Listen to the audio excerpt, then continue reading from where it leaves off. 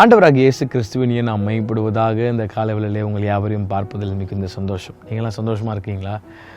Hope everything is going well. ரிசல்ட்லாம் வரப்போகுதுன்னு நினைக்கிறேன். ஏப்ரல் மாதம்னாலே ஒரு பயங்கர பதற்றமான இருக்கிற சமாதானம்லாம் போயிடும். அப்பா அம்மாவுக்கும் போயிடும், பிள்ளைங்களுக்கும் போயிடும்.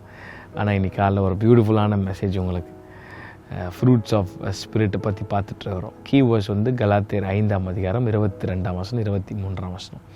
ஆவியின் கனிகள் 9. இந்த ஃப்ரூட்னா என்னென்ன மறுபடியும் சொல்கிறேன். Fruit is nothing but a character. ஆவியானவர் தான் அந்த கேரக்டர்லாம் நமக்குள்ளே தருகிறவர். அப்போ அவருக்குள்ளே நம்ம நிலைத்திருக்கும் போது செடியானது தானாக கனி கொடுக்காது. அப்போது நம்ம அவருக்குள்ளே நிலைத்திருப்போமான, அவரோடு இசைஞ்சிருப்போமான, அந்த பிரான்ச்சோடு அப்படி நம்ம இணைந்திருப்போமானால் மிகுந்த கனிகளை கொடுக்கும்படி அவர் நமக்கு உதவி செய்ய வல்லவராக இருக்கிறார். என்னை அல்லாமல் அவர் இல்லாமல் நம்மளால் ஒன்றும் செய்ய முடியாது. ஆகவே we are not called to perform, but we are called to produce fruits. இயேசு கிறிஸ்து கனிகள் அதிகமாக எதிர்பார்க்குறாருங்க. இந்த நாளில் கனிகள் ரொம்ப முக்கியம். பிசாசு ஃப்ரூட் கிஃப்ட்ஸை நிறையா அவன் டூப்ளிகேட் பண்ணிடுவான். பட் ஃப்ரூட்ஸ் அவனால் டூப்ளிகேட் பண்ணவே முடியாது. அவர் ரொம்ப கவனமாய் இந்த கடைசி காலங்களில் ஆவியானவரை let your prayers be changed. சும்மா அதே ப்ரேயரை தேஞ்ச ரெக்கார்டு மாதிரி அதே ஜபத்தை பண்ணுறக்காதீங்க. எனக்கு இது வேணும், தேவை சந்திங்க, அதெல்லாம் ஆட்டோமேட்டிக்காக செய்வார். அப்போது நீங்கள் அவர் இருதயத்துக்கு விருப்பமான காரியத்தெல்லாம் கேட்கும் போது அவர் சந்தோஷப்படுவார், தகப்பன் சந்தோஷப்படுவார்.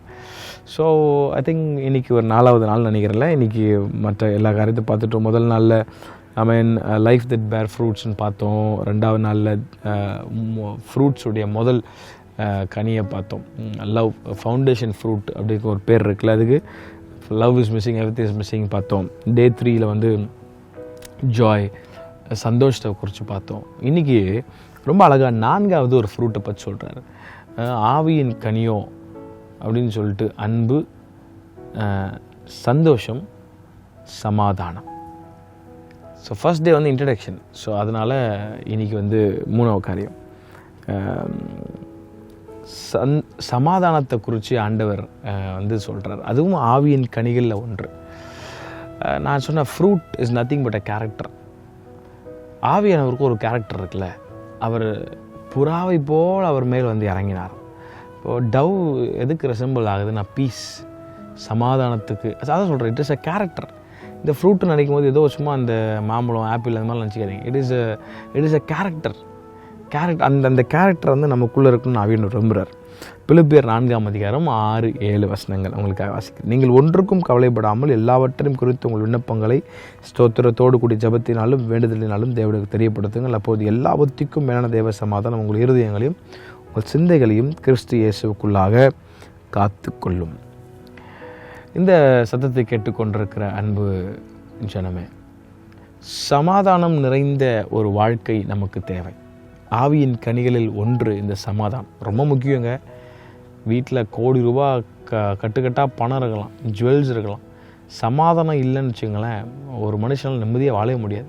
இன்றைக்கி சமாதானத்தை தொலைத்துட்டு எத்தனையோ இன்றைக்கி குடும்பம் உட்காந்துருக்கு. இதை பார்த்து கொண்டிருக்கிற உங்கள் வாழ்க்கையில் ஒருவேளை சமாதானம் இல்லையா? இன்றைக்கி ஒரு குட் நியூஸ்.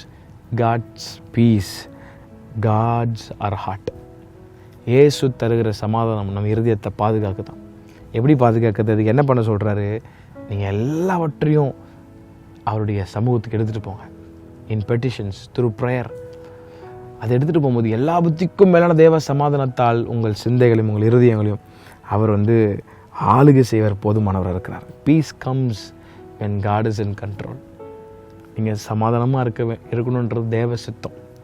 அப்போ இன்றைக்கி சமாதானத்தை ஏதோ ஒரு விதத்தில் ஒருவரை தொலைத்து விட்டு, குடும்பத்தில் சமாதானம் இல்லை, பிள்ளை வாழ்க்கை சமாதானம் இல்லை, ஏதோ ஒரு தொலைத்து போன நிலைமையில் ஒரு சத்தத்தை கேட்டுக்கொண்டிருக்கிற அன்பு உள்ளமே, எல்லாத்தையும் ஆண்டர்கிட்ட எடுத்துகிட்டு போன்னு சொல்கிறார். Don't never tried on your own strength. கீழே விழுந்துருவோம்.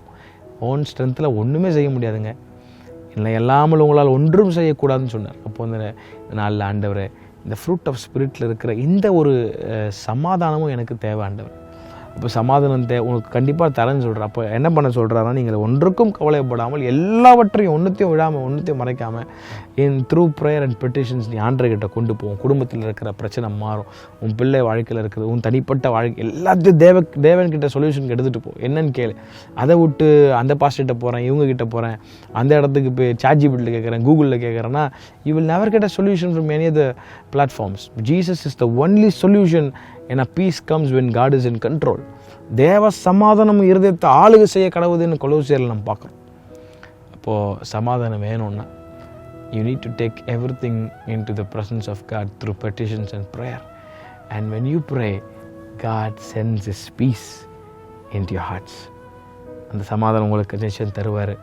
அவர் சொல்கிற கட்டளைகளுக்கு நாம் கீழ்ப்படிஞ்சு வாழும்போது இந்த ஆவியின் கனி ஆகிய சமாதானத்தை நீங்கள் அனுபவிக்கும்படி கர்த்தர் செய்வார். Have a very blessed day. கர்த்தர் தாமே உங்களை யாவரையும் ஆசீர்வதிப்பாராக. ஆமென்.